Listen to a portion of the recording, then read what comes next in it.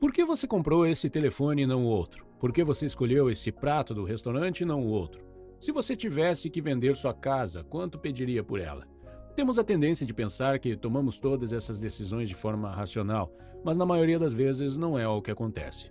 Somos altamente irracionais e fáceis de manipular. Neste vídeo, explicarei o porquê resumindo o livro chamado Previsivelmente Racional, escrito por Dan Ariely. Se você é empresário e pretende vender produtos ou serviços, recomendo muito este livro. Ele traz lições valiosas tanto para proprietários de empresas quanto para consumidores. Lição 1. A verdade sobre a relatividade. Ariely explica que todas as coisas são relativas, mesmo quando não deveriam ser, e que a relatividade desempenha um papel essencial no processo de tomada de decisões em nossa vida cotidiana. Por exemplo, olhe para essas duas figuras por um momento. Qual dos dois círculos pretos é maior? Na verdade, os dois círculos têm o mesmo tamanho. A questão é quando está rodeado por círculos maiores, o círculo preto parece menor, e quando está rodeado por círculos menores, parece maior.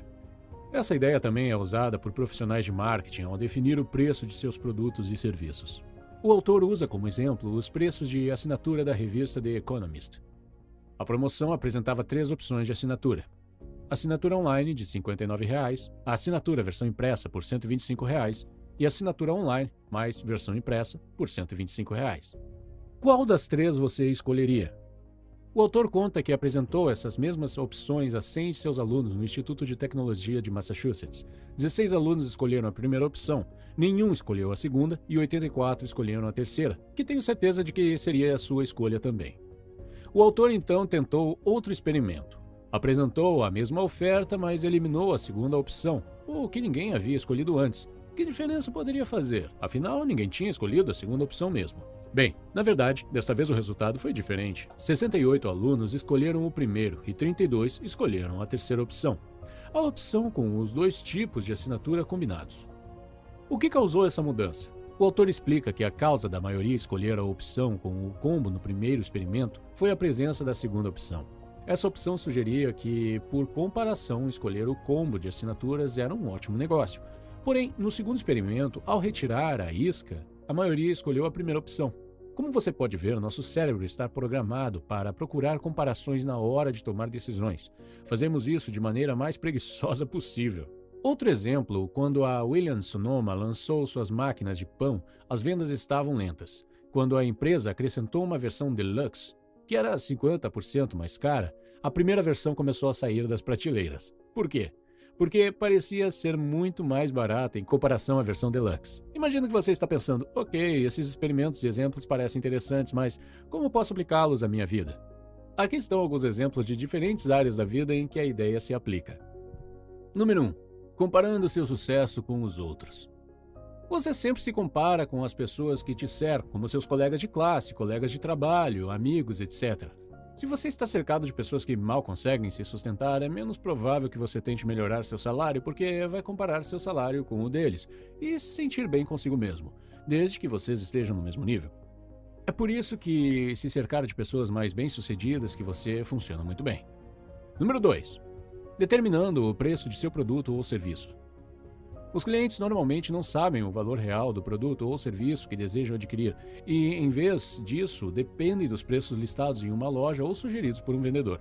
Não temos um medidor do valor interno que nos diz quanto as coisas valem.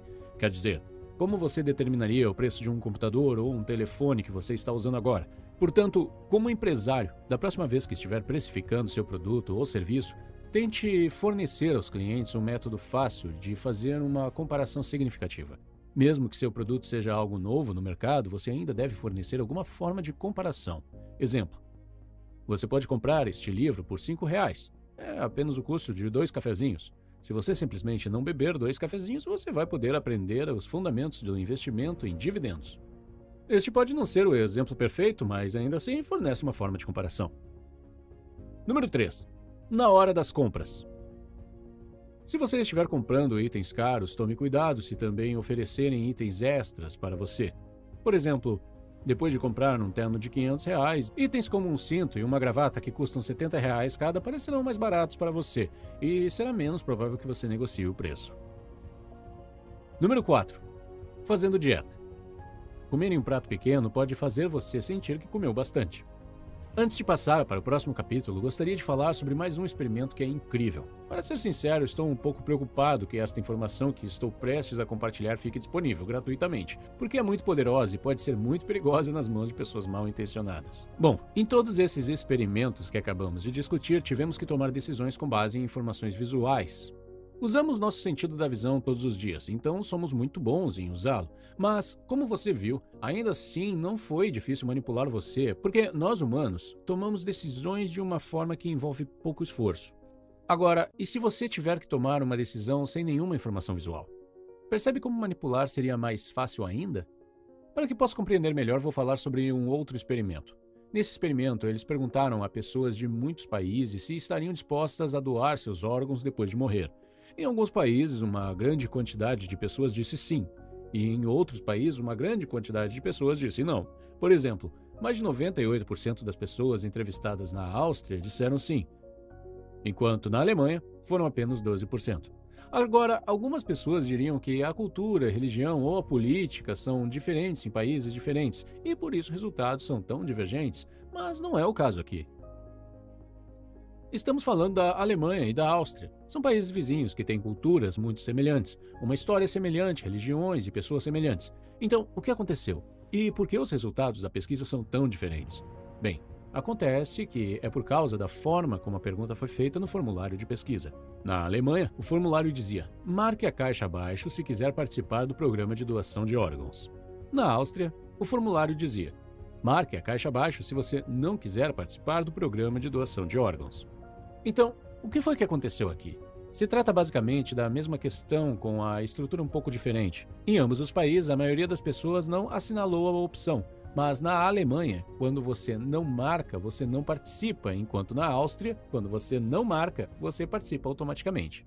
Em ambos os países, quando as pessoas liam o formulário, não sabiam o que escolher.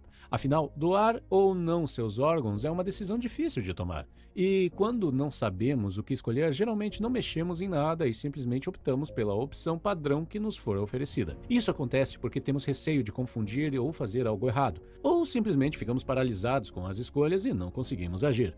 É por isso que, se o formulário diz que você está automaticamente inscrito em um programa de doação de órgãos, pensamos que eles devem saber o que estão dizendo e achamos melhor não bagunçar as coisas.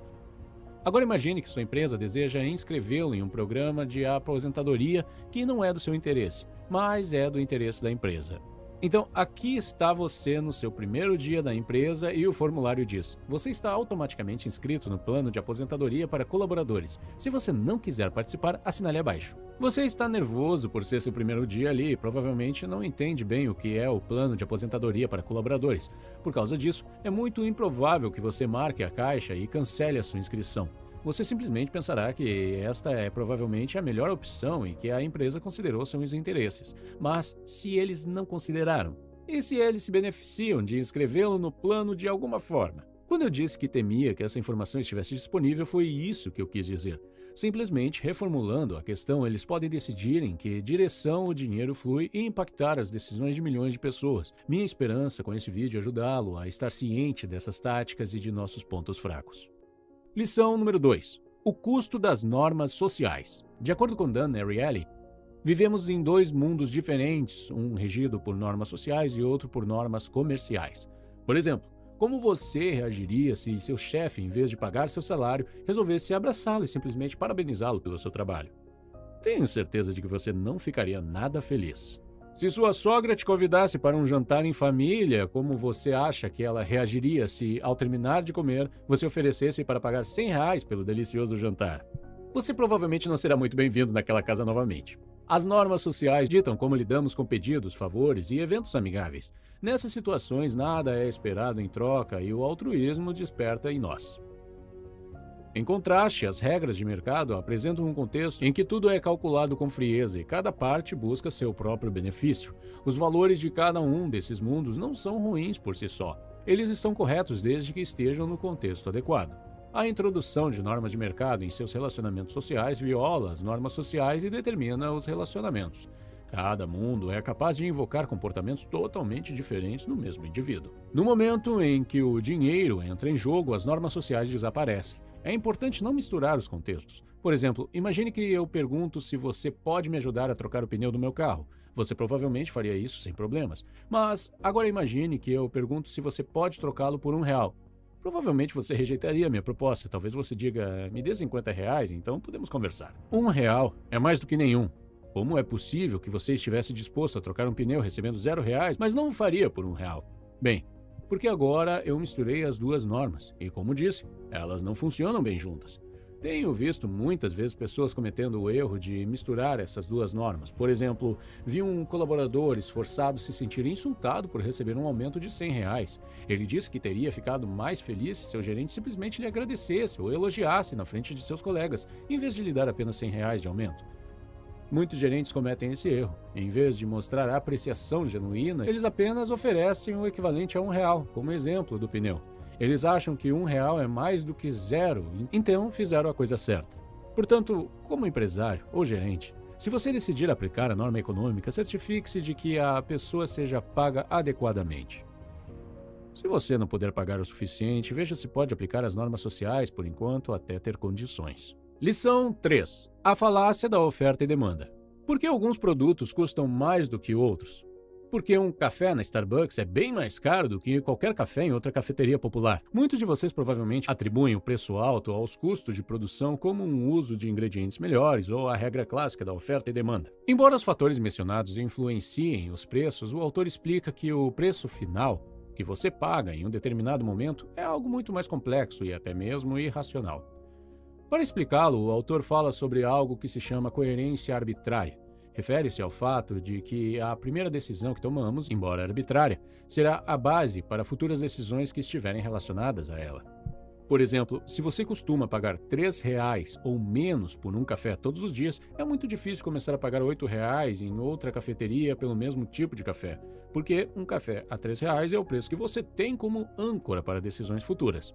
Outro exemplo, se você quiser comprar um carro, o preço do primeiro carro que você olhar atuará como um ponto de ancoragem ou referência ao julgar o custo de outros veículos. É por isso que as concessionárias colocam seus carros caros na entrada ou na frente da fila, para que depois de passar por eles os outros carros pareçam mais baratos. Mas voltando ao caso do café, como é possível que com tantas opções mais baratas e ainda melhores, a Starbucks ainda consiga cobrar R$ 8 ou mais por um café? Ariely explica que é possível manipular a âncora ou um preço de referência das pessoas mudando suas experiências. Isso é que a Starbucks fez. Desde o início, eles se concentraram na criação de um conceito de cafeteria de estilo europeu e de aparência refinada, além de uma experiência totalmente diferenciada de outras cafeterias populares. Com isso, eles conseguiram estabelecer um novo referencial na mente dos compradores. Assim, para muitas pessoas, não há como fazer relação entre o que pagariam no Starbucks e o que pagariam no café da esquina. Agora, vamos ver como você pode usar esse conhecimento na vida real. Por exemplo, imagine que você está entrando em uma nova empresa e descobre que a pessoa que fazia seu trabalho antes era um dos melhores colaboradores na empresa. Percebe como seu trabalho vai ser difícil? Aquele cara deixou as expectativas muito altas e seu desempenho será comparado ao dele. Mesmo que seja injusto, vocês ainda serão comparados um com o outro. Se achar que não há como superar o desempenho dele, uma maneira de evitar a comparação é fazer as coisas de maneira diferente. Em outras palavras, tente seguir um outro caminho para que a comparação não faça muito sentido. Lição número 4. O contexto de nosso caráter. Embora a maioria de nós considerem que a honestidade é importante, a realidade é que a desonestidade é mais comum e prevalente do que estamos dispostos a aceitar. Ariely fez muitos experimentos sobre trapaças e o que ele descobriu foi que quase todas as pessoas trapaceiam. Ele fez a mesma experiência em muitos países e o resultado foi o mesmo. Pessoas trapaceiam. Independentemente da cultura, religião e geografia. E não são apenas poucas pessoas que trapaceiam muito, são muitas pessoas que trapaceiam pouco. Outra descoberta interessante foi que, quando a recompensa pela trapaça cresce, a trapaça em si não cresce. Emocionante seria de se esperar que, quanto maior a recompensa, maior deveria ser a trapaça, mas nunca era o caso. Ariely explica que a razão pela qual as pessoas trapaceiam só um pouco e não vão além de certo ponto é que elas querem enxergar a si mesmas como pessoas honestas, mas ao mesmo tempo querem ter os benefícios da trapaça. Então trapaceiam só um pouquinho. Trapaça e desonestidade são grandes problemas para muitas empresas e governos e para a sociedade em geral. Por exemplo, estima-se que a indústria do vestuário perde bilhões de dólares todos os anos por causa da desonestidade. As pessoas compram roupas caras e as usam para ir em uma festa uma única vez e depois pedem reembolso. Na maioria dos casos, a empresa não consegue vender a peça novamente por causa do suor e do cheiro de cigarro. Vou compartilhar 3 conclusões importantes dos experimentos sobre desonestidade e trapaça que podem ajudar você em sua vida ou nos negócios. Conclusão número 1. As pessoas trapaceiam mais quando o dinheiro não está envolvido. Por exemplo, é mais provável que você leve uma caneta do trabalho para casa, mas é menos provável que pegue uma nota de R$2 no trabalho e leve para casa. Ambos têm quase o mesmo valor, mas a sensação da caneta é diferente. Você pode justificar uma caneta e ainda assim se considerar uma pessoa honesta. Você pode dizer coisas como vou usá-la para o trabalho em casa ou todo mundo acaba levando uma caneta para casa de vez em quando, então não tem problema, etc. Como estamos nos transformando em uma sociedade sem dinheiro de papel, será cada vez mais fácil trapacear. Conclusão número 2. Nas situações em que as pessoas foram solicitadas a prestar juramento ou assinar um documento de que agiriam com honestidade, elas realmente agiram com honestidade e a trapaça diminuiu. Antes do experimento, Ariely pediu aos alunos que assinassem o código de honra da sua universidade. E, como resultado, ninguém trapaceou. E aqui está a parte interessante. A universidade não tinha nenhum documento chamado código de honra. Ariely tinha inventado tudo. Então, vamos ver como você pode aplicar esse conhecimento se quiser reduzir a possibilidade de trapaça. Encontre uma maneira de fazer as pessoas lembrarem da honestidade antes de começarem a fazer o que você deseja que façam. Talvez você possa apenas adicionar algumas linhas ao início do contrato ou formulário e pedir que eles assinem, ou pode apenas mencionar algumas palavras sobre honestidade e os encontrar pessoalmente. Dependendo da situação, acredito que você consegue descobrir uma maneira criativa de aplicar esse conhecimento. Conclusão número 3. Ariely descobriu que quando uma pessoa do grupo trapaceava, as outras trapaceavam também. E isso tem enormes implicações para a sociedade. Imagine o que acontecerá se um líder de uma equipe for desonesto. Imagine o que acontecerá se o CEO trapacear. E o mais perigoso, pense como os funcionários do governo e as pessoas se comportarão se o presidente for corrupto. Lição número 5. O custo zero. No complexo mundo dos preços, o custo zero é o rei. Um rei sedutor capaz de exercer influência emocional sobre quase todos que o veem. A diferença entre 2 centavos e 1 centavo é de 1 centavo, mas a diferença entre 1 centavo e 0 é enorme. O preço zero tem uma categoria especial em nossas mentes. Para provar isso, o autor fez alguns experimentos com chocolate. No experimento, os participantes tiveram a oportunidade de escolher entre uma trufa requintada da Lindt, uma prestigiada marca de chocolate, e um chocolate comum. No primeiro caso, o preço da trufa Lindt era de 15 centavos e do chocolate comum era de 1 centavo. Nesse caso, os clientes agiram com boa dose de racionalidade, relacionando a qualidade e o preço das duas opções. Como resultado, 73% deles compraram as trufas de alta qualidade, enquanto 27% compraram chocolate comum. No segundo caso, foi deduzido 1 centavo dos preços. Ou seja, chocolates agora eram grátis. E as trufas custavam agora 14 centavos. O resultado foi o seguinte: 69% dos clientes escolheram ganhar chocolates comuns grátis, enquanto a venda das trufas caíram para 31%. O autor explica que a maioria das transações tem vantagens e desvantagens. As desvantagens representam barreiras no processo de tomada de decisão durante a transação, porque temos medo de perder. Mas se a palavra grátis aparecer, essas barreiras desaparecem, porque não há mais desvantagens. Quando vemos a palavra grátis ou gratuito, as desvantagens desaparecem e tudo vira lucro. Veja como você pode usar esse conhecimento na vida real. Digamos que você queira vender seu produto por R$10. Você tem 3 opções de marketing. 1. Você pode definir o preço do produto R$10 com frete grátis. 2. Você pode definir o preço do produto em R$5 e o frete em R$5. 3. Você pode se decidir por produto grátis com R$10 de frete. Em todas as 3 opções, os clientes pagam R$10. Mas acontece que se você escolher a terceira opção, produto gratuito, R$10 de frete, você fará muito mais vendas, pois a ideia de o produto ser gratuito parece mais atraente. Outro exemplo. Digamos que você deseja comprar um carro da Toyota, que é o carro ideal para você, mas quando chega à concessionária, vê que eles estão vendendo uma BMW quase pelo mesmo preço. E mais, que a troca de óleo do veículo será gratuita por 3 anos. Você pode ficar tentado em comprar a BMW por causa de uma troca de óleo gratuita, mas se você analisar a situação logicamente, verá que a troca de óleo não é custosa, enquanto manter uma BMW é. Você pode pensar que está ganhando algo por causa da troca de óleo gratuita, mas muitas vezes as ofertas gratuitas envolvem gastar muito dinheiro em longo prazo. Uma última observação sobre gratuidade. A partir do momento em que você oferece algo gratuitamente, será muito difícil voltar atrás e começar a cobrar. Como empreendedor, se você tem oferecido algo gratuitamente, você terá dificuldades para vender este produto ou serviço a partir de agora. Então, pense bem antes de divulgar algo como gratuito. Lição 6. Mantendo as portas abertas. Você provavelmente conhece a expressão apostar todas as fichas no mesmo cavalo. Usamos para referir a situação em que perseguimos apenas um objetivo e dizemos não a todo o resto. Ariely diz que nós humanos odiamos apostar todas as fichas no mesmo cavalo. Não gostamos de alternativas que nos limitam. Fazemos o possível para, ao fazermos uma escolha, não sacrificarmos outras possibilidades. Só a ideia de desistir de algo já nos deixa frustrados. Preferimos sempre ter várias opções ao mesmo tempo. Mesmo que nos distraiam do objetivo principal, preferimos manter as opções em aberto desde que tragam algum benefício. Ariely fez um experimento para comprovar isso. Ele pediu a alunos que jogassem um jogo de computador chamado O Jogo das Portas. 3 portas apareciam no jogo, uma vermelha, uma azul e uma verde. Cada vez que você clicasse em uma delas, obtinha uma quantidade variável de dinheiro. A quantia máxima de dinheiro era obtida clicando tantas vezes quanto possível em uma mesma porta. Cada vez que trocasse de porta, então, você perderia oportunidades. Os cliques que levavam a sair de um cômodo e entrar em outro não contavam como receita. Apesar disso, os alunos mudavam de porta continuamente. O autor decidiu então mudar as regras do jogo. Se uma porta não fosse visitada em 12 cliques consecutivos, a porta desapareceria.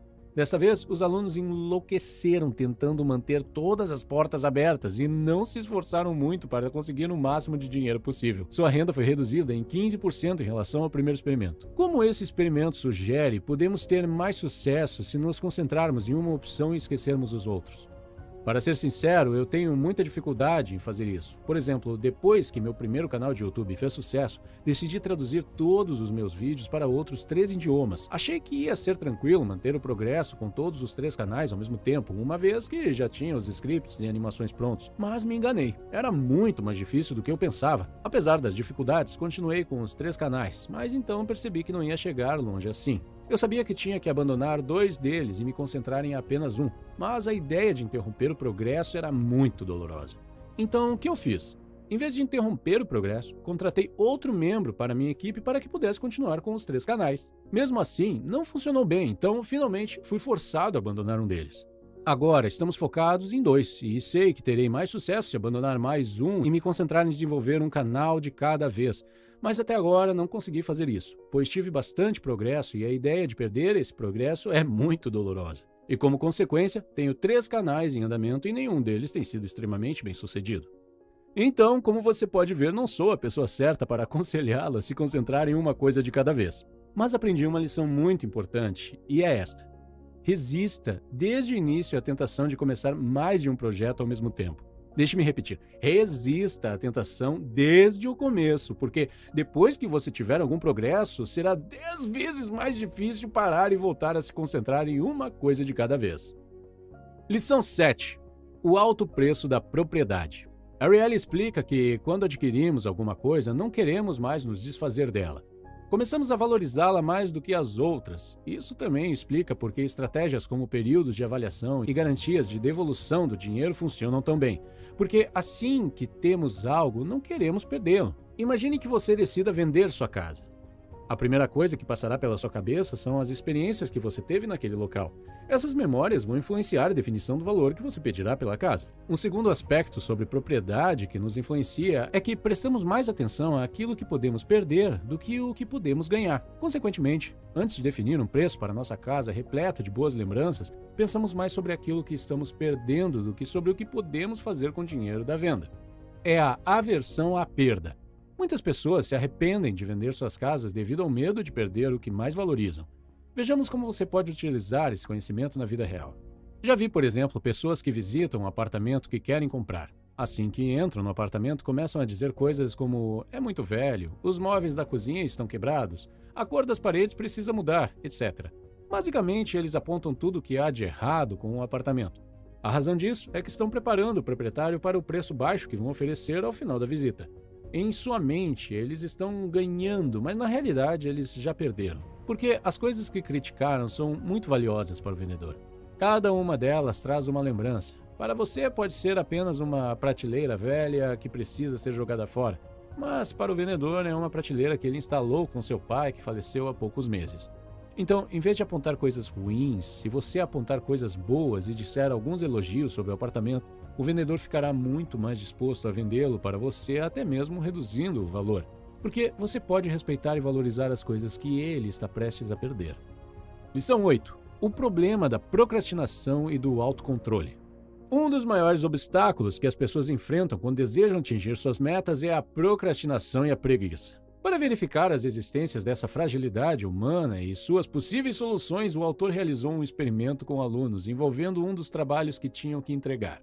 A primeira turma teve a oportunidade de escolher prazos para a conclusão do trabalho ao longo do semestre, levando em consideração que cada dia de atraso baixaria a nota e a possibilidade de entregá-lo mais cedo não traria nenhuma vantagem. A segunda turma foi autorizada a entregar o trabalho até o último dia do semestre e a terceira turma teve prazos rígidos estipulados pelos professores. Por fim, foram comparados os resultados das três turmas, mostrando que a opção mais eficaz foi a terceira e a pior foi a segunda. Isso mostra que restringir a liberdade de definir prazos rígidos ajuda a evitar o problema da preguiça e da procrastinação. Se você está procrastinando ações ou objetivos, veja como pode criar prazos ou limitações rígidas para si mesmo. Por exemplo, sou um homem preguiçoso e procrastino muito. Eu costumava planejar meu dia, mas no final do dia, quando olhava para trás, descobria que não havia feito muito. Por isso comecei a usar a técnica Pomodoro. Caso você não conheça, Pomodoro é uma técnica de gerenciamento de tempo. Usando esse método, você trabalha em uma tarefa por 25 minutos, faz uma pausa de 5 minutos e trabalha novamente por mais 25 minutos. Depois de completar 4 mini-sessões, você faz uma pausa mais longa, de 20 a 30 minutos, e depois repete tudo desde o começo. A razão pela qual essa técnica é tão eficaz é que ela fornece pequenos prazos e força você a terminar a tarefa ao final desse prazo. Tem um vídeo específico sobre a técnica Pomodoro que estará disponível em breve. O link estará na descrição. Lição 9. O poder do preço. Tenho certeza de que você conhece o efeito placebo, sobre o qual se fala muito na medicina. Por exemplo, você dá uma cápsula de medicamento sem efeito terapêutico a um paciente e diz a ele que esse remédio irá reduzir a sua dor, e o paciente realmente relata uma melhora dos sintomas. Ariely fez uma experiência semelhante, mas com preços. Os alunos eram levados a uma sala onde eram conectados a uma máquina que enviava pequenos impulsos elétricos pelo corpo, enquanto estimavam o nível de dor. Depois de um tempo, os alunos receberam um analgésico que custava $2,50 e o processo foi repetido. Quase todos os alunos relataram sentir menos dor, o que é interessante porque o analgésico era apenas um comprimido de vitamina C. Ariely então repetiu o procedimento com uma pequena mudança. Ele disse aos alunos que o comprimido custava 10 centavos. Desta vez, os alunos relataram menos alívio da dor. Mesmo sendo a mesma pílula, os alunos relataram mais alívio da dor quando o preço era mais alto e menos alívio quando a pílula custava menos. Há um ditado famoso: você recebe o que paga. Esse ditado é verdadeiro porque, na verdade, esperamos obter mais valor de um produto caro e menos valor de um barato. Essa expectativa é um fator muito importante. Se você comer uma refeição de um prato chique, sentirá que é mais saborosa do que o que você come num prato normal, embora seja a mesma refeição. Portanto, quando estiver fazendo compras, esteja sempre ciente dos efeitos dos preços sobre você. Esteja você ciente disso ou não, eles influenciarão sua decisão. Se você gostou do vídeo e gostaria de saber mais sobre esse assunto, eu recomendo conferir o vídeo que está vendo na tela agora. É sobre um livro chamado Pensando Rápido e Devagar. Obrigado por assistir e tenha um ótimo dia!